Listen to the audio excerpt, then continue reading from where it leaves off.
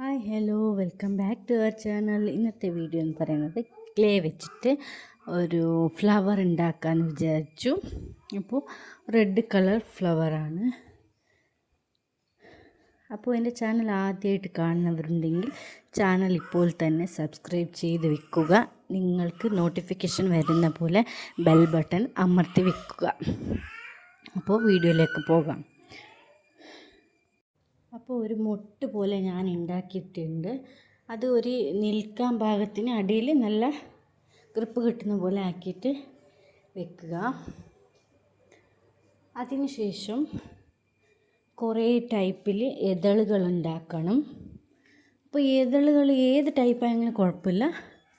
ഇപ്പോൾ പൂക്കൾ വെറൈറ്റി ആയിട്ടുണ്ടാവില്ലേ, അതേപോലെ ഇതളുകൾ വെറൈറ്റി ആയിട്ട് പല ഷേപ്പിലാക്കാം. നമ്മൾ പല ഷേപ്പിൽ ആക്കിയെടുക്കാം.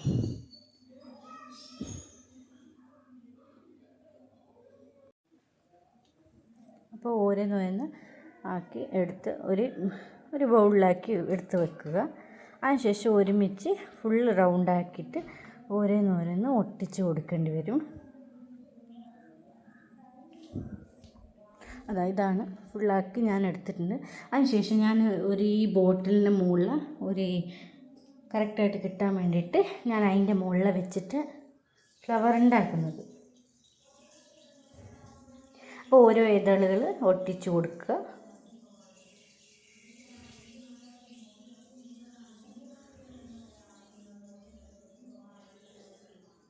ഒട്ടിച്ച് കഴിഞ്ഞ ശേഷം ഫുള്ളായിട്ട് ഇതാക്കുമ്പോൾ നല്ല ഭംഗിയുണ്ടായിരുന്നു.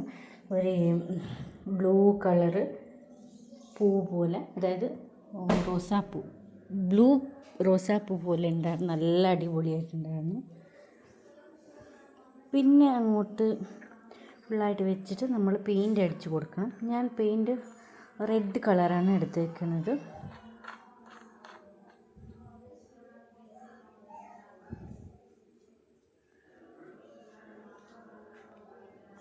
റെഡ് കളറ് പെയിൻറ്റ് ഫുള്ളായിട്ട് നമ്മൾ അടിച്ച് കൊടുക്കണം.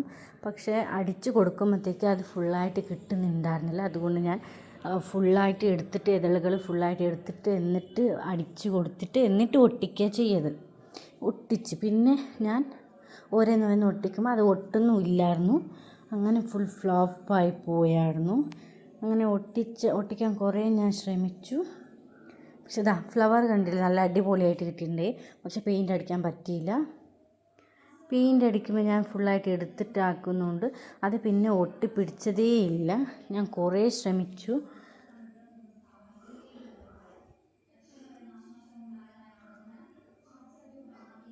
ഇപ്പോൾ ഫുള്ളായിട്ട് കുളമായിപ്പോയി.